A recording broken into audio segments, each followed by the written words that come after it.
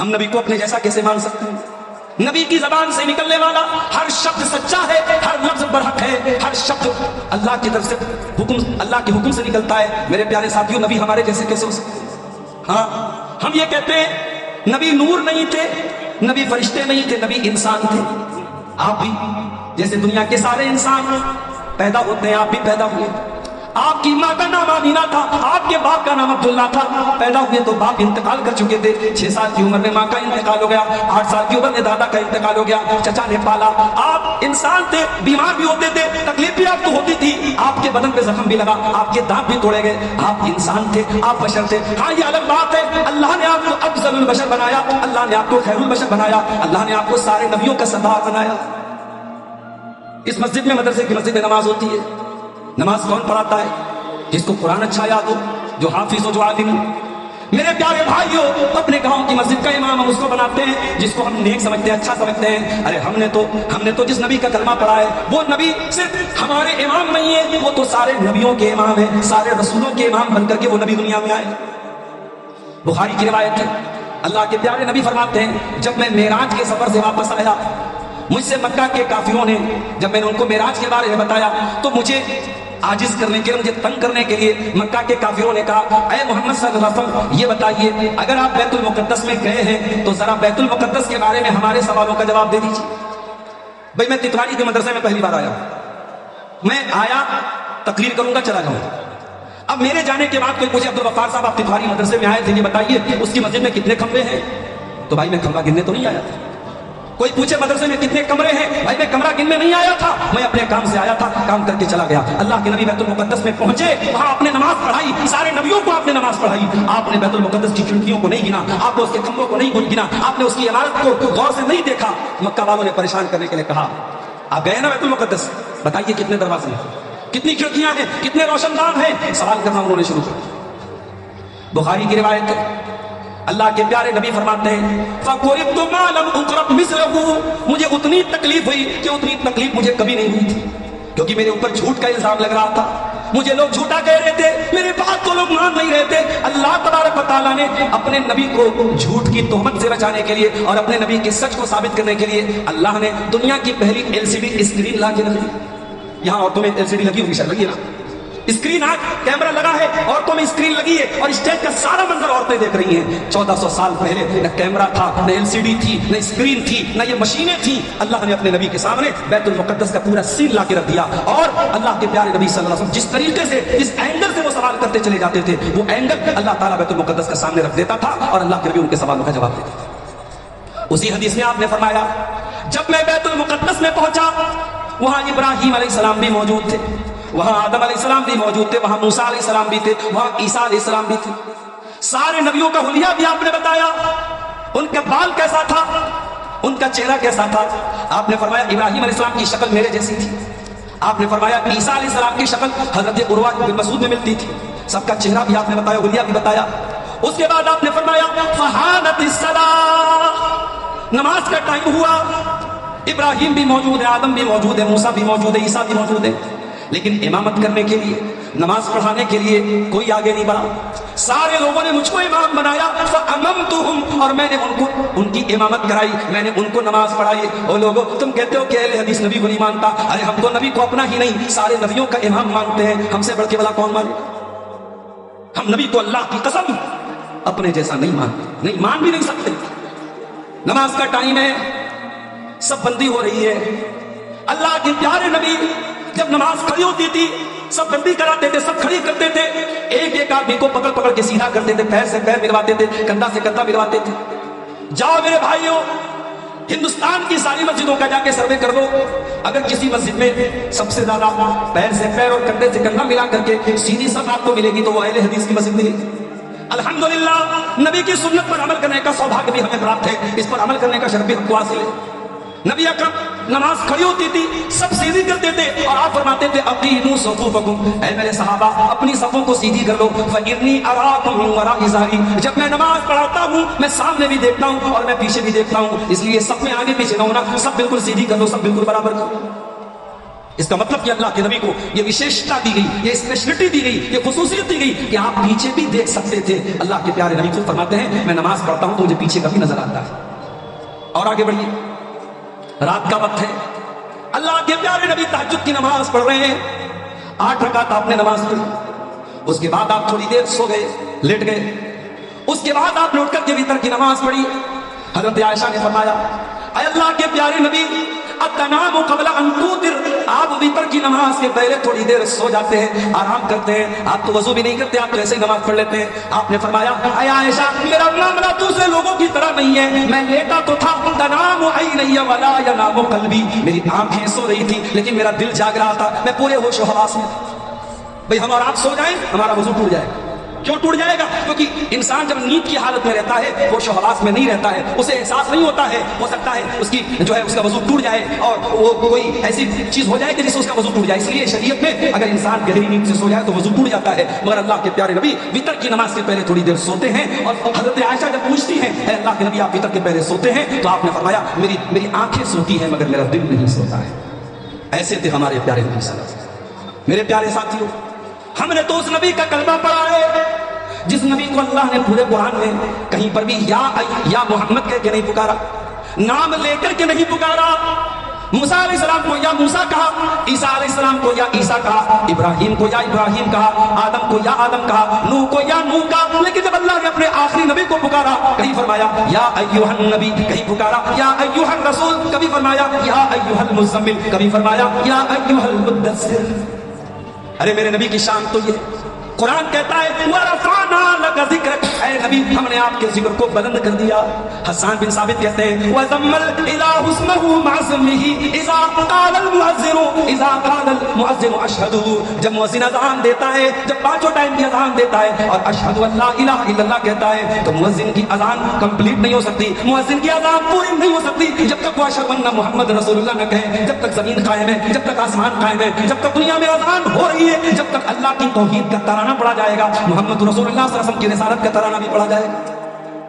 پورے قرآن میں اللہ نے کسی انسان کی قسم نہیں کھائی. چاند کی قسم کھائی, سورج کی قسم کھائی, ستاروں کی قسم کھائی, عصر کے ٹائم کی قسم کھائی, فجر کے ٹائم کی قسم کھائی, چاشت کی قسم کھائی, مکہ شہر کی قسم کھائی. پورے قرآن میں اللہ نے کسی انسان کی قسم نہیں کھائی. مگر قرآن کا 14واں پارہ اٹھاؤ, اللہ سورہ ہجر میں فرماتا ہے لعمرک انہم لفی سکرتہم یعمہون, اے میرے نبی آپ کی زندگی کی قسم, آپ کی عمر کی قسم, اے میرے نبی حضرت لوط علیہ السلام کی قوم کے لوگ اپنے گناہ کے نشے میں مست ہو چکے تھے, اپنے گناہ ان کو گناہ کا نشہ چڑھ چکا تھا. قرآن میں اللہ نے کسی اور کی زندگی کی قسم نہیں کھائی, اگر کھائی ہے تو اپنے آخری نبی کی زندگی کی قسم کھائی. میرے پیارے ساتھیوں, ہمارے اوپر یہ اگر کوئی الزام لگائے کہ صاحب یہ نبی کو نہیں مانتے, اپنا دماغ صحیح کر لے, وہ اپنی وچار دھارا درست کر لے, وہ اپنے نظریے کو صاف کر لے, وہ اپنی عینک کو صاف کر لے. وہ ارے ہم نے تو یہ تہمت بھی, نبی کی محبت میں یہ گالی بھی ہم نے سنی ہے, لوگوں نے ہمیں یہ تانا بھی مارا ہے کہ صاحب یہ اہل حدیث تو اماموں کو نہیں مانتے, بزرگوں کو نہیں مانتے. مسجد میں ایک آدمی آتا ہے, سینے پر ہاتھ باندھتا ہے, پوچھو بھائی تو سینے پر ہاتھ کیوں باندھتا ہے؟ وہ کہتا ہے اللہ کے نبی نے سینے پر ہاتھ باندھا تھا. دنیا کہتی ہے وہابی ہے, یہ غیر مقلد ہے, یہ اہل حدیث ہے.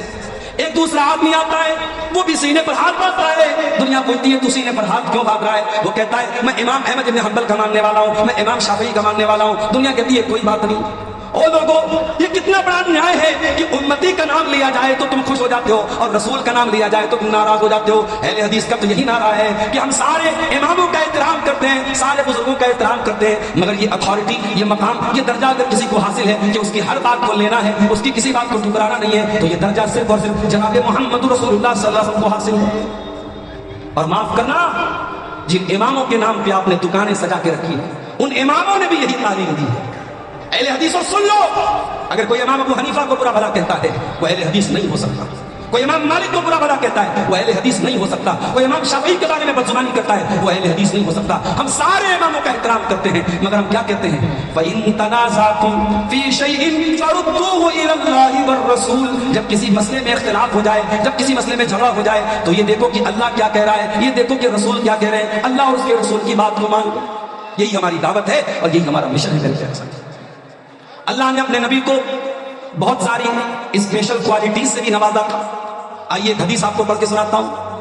صحیح مسلم کی روایت ہے, اللہ کے پیارے نبی فرماتے ہیں اعطیت ستا لم یعطہن احد قبلی، اللہ نے 6 چیزیں مجھ کو ایسی دی ہیں مجھ سے پہلے اللہ نے کسی کو نہیں دی، مجھ سے پہلے کسی اور نبی کو یہ 6 چیزیں نہیں دی گئی۔ نمبر 1 اعطیت جوامع الکلم، اللہ تعالیٰ نے مجھ کو جوامع الکلم دیے ہیں۔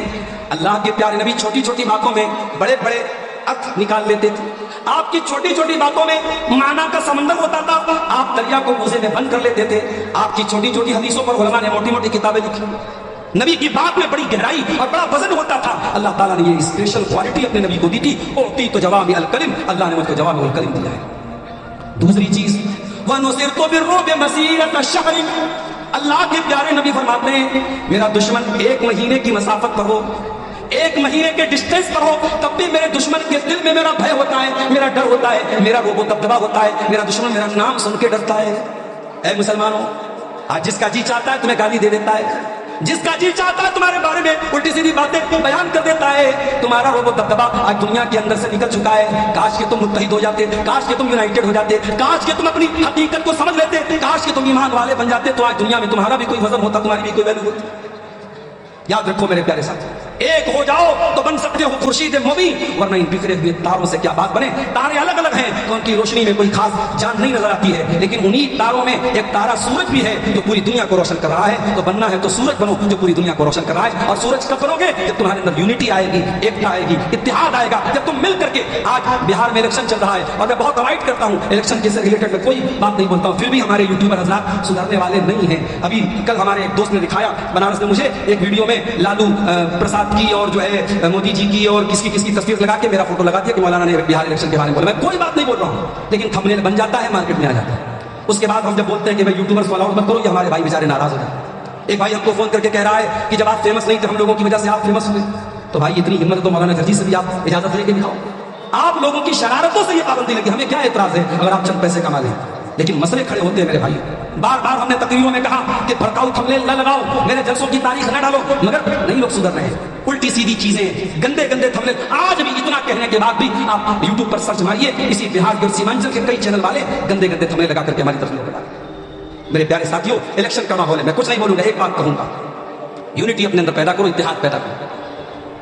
دنیا میں کسی بھی دیش میں کسی بھی ملک میں جب پالیٹکس ہوتی ہے تو وہاں بھی یہ دیکھا جاتا ہے کہ کس کے اندر کتنا وزن ہے۔ اگر آپ کی یونٹی کا پاور ہوگا، آپ کے اتحاد کی طاقت ہوگی، تو دنیا کی ہر پارٹی، ہر سرکار، ہر گٹھ بندھن آپ کے آگے جھکے گا اور آپ کی بات مانے گا۔ آپ اپنے اندر یونٹی اور اتحاد پیدا کرو، اپنے وزن کو ختم مت کرو، اپنی ویلو کو ختم مت کرو میرے ساتھ۔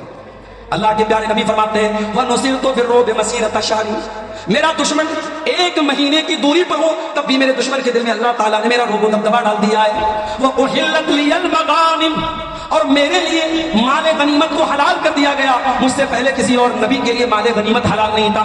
دشمن سے جنگ ہوتی تھی اور جو مال حاصل ہوتا تھا آسمان سے آگ آتی تھی اور سارے مال کو کھا جاتی تھی، مگر اس امت کے لیے اور اللہ کے آخری نبی کے مال غنیمت کو حلال کیا گیا۔ اس کے بعد آپ نے فرمایا چوتھی چیز وَجُعِلَتْ لِيَ الْأَرْضُ مَسْجِدًا وَطَهُورًا، اور زمین کو اللہ تعالیٰ نے میرے لیے پاک بنایا ہے اور زمین کو مسجد بنایا ہے۔ مسلمان دنیا کے کسی بھی کونے میں چلا جائے، نماز کا ٹائم ہو جائے، اسے مسجد تلاش کرنا ضروری نہیں ہے۔ جہاں پاک زمین ہو، جہاں پاک جگہ ہو، کوئی ناپاکی نہ ہو، کوئی گندگی نہ ہو، مسلمان قبلہ کو کھڑا ہو کر کے دنیا کے کسی کونے میں نماز پڑھ سکتا ہے۔ اگر پانی نہیں مل رہا ہے، دنیا کے کسی بھی کونے میں چلا جائے، مٹی مل رہی ہے، مٹی سے تیمم کر کے نماز پڑھ سکتا ہے۔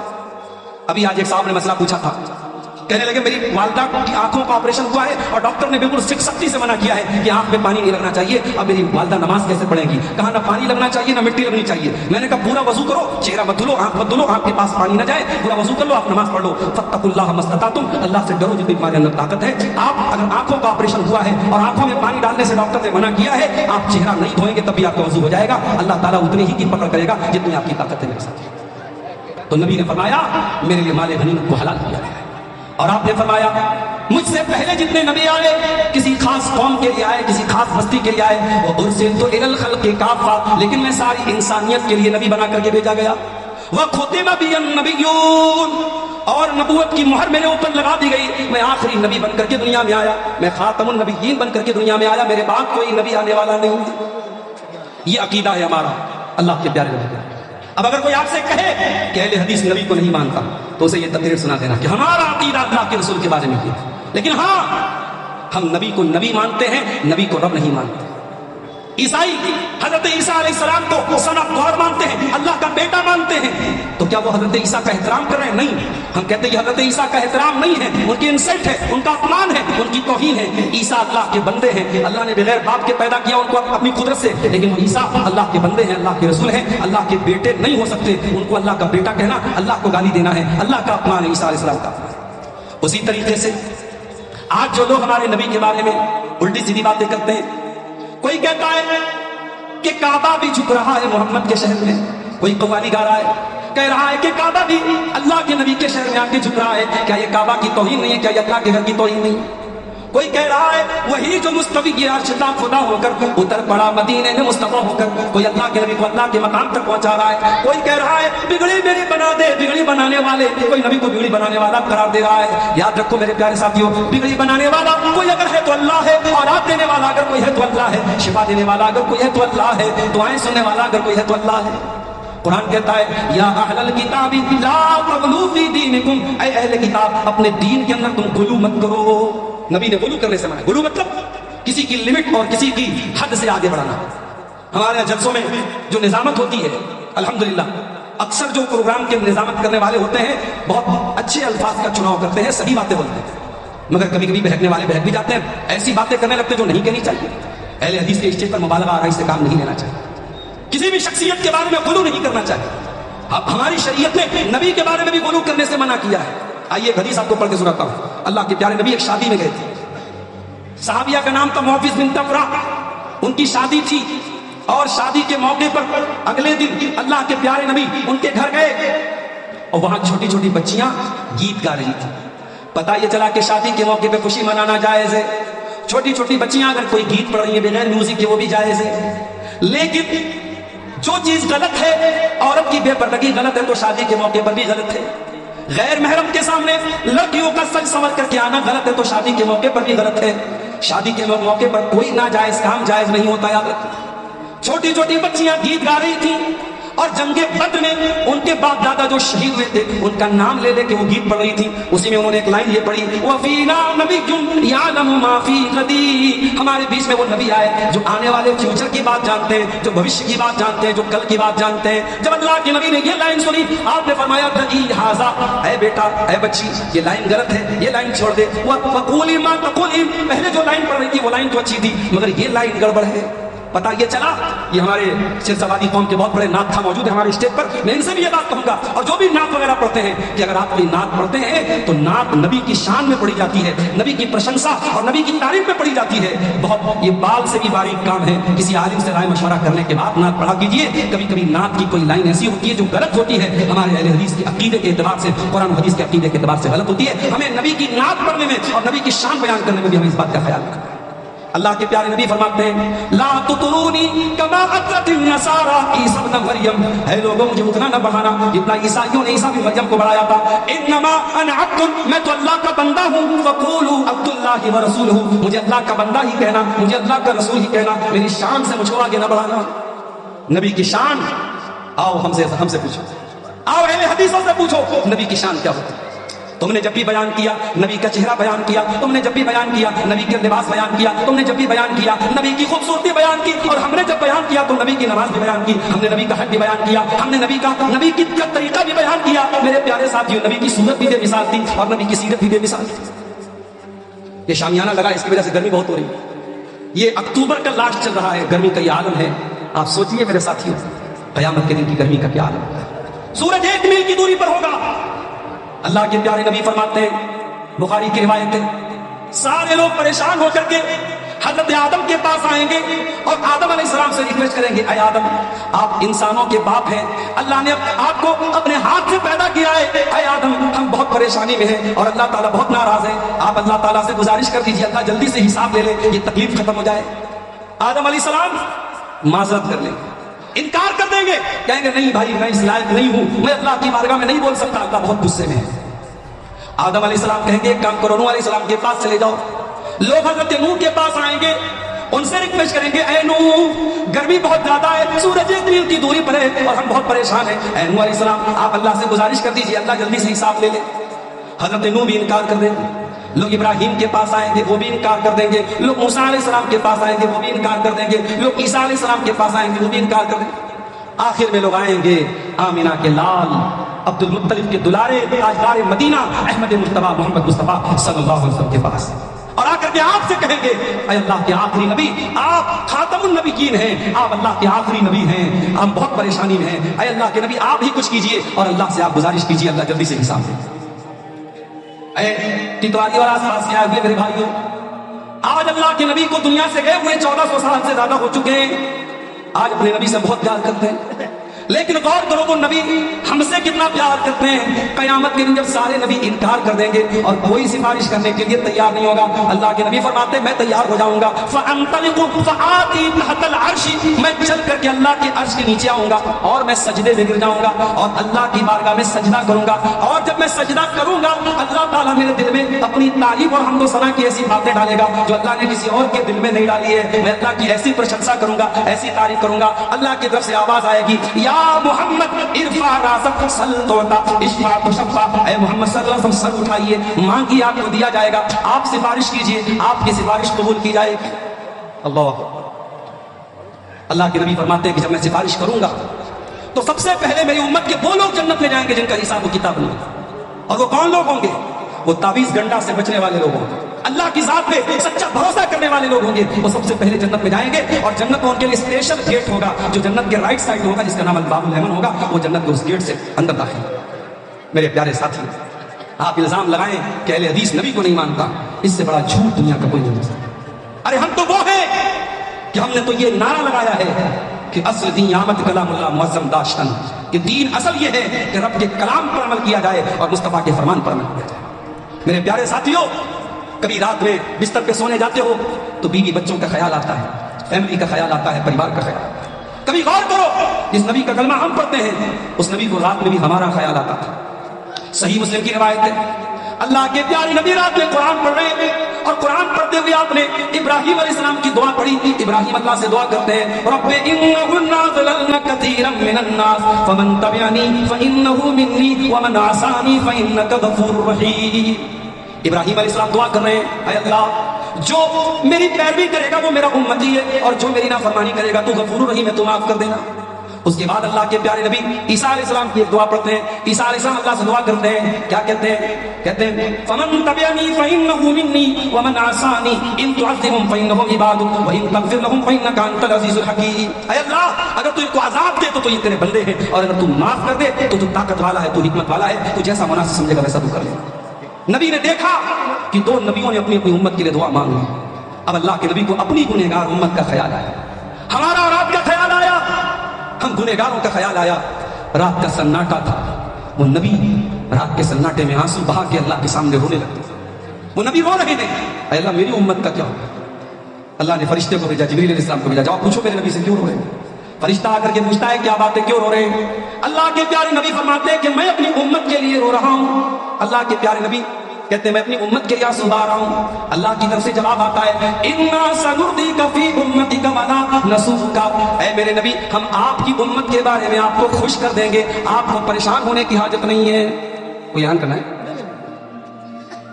میرے بھائیوں، وہ نبی رات کے سناٹے میں ہمارے لیے آنسو بہاتے تھے۔ شاعر کہتا ہے سلام اس پر جو امت کے لیے راتوں کو روتا تھا، سلام اس پر جو فرش خاک پر جاڑے میں سوتا تھا، سلام اس پر کہ جس کے گھر میں چاندی تھی نہ سونا تھا، سلام اس پر کہ ٹوٹا بوریا جس کا بچھونا تھا۔ آج اس نبی کے نام پہ کوئی بینر نکال کے چل رہا ہے، کوئی نعرے لگا رہا ہے، کوئی جلوس نکال رہا ہے، کوئی ڈی جے بجا رہا ہے، کوئی ناچ رہا ہے، کوئی گا رہا ہے۔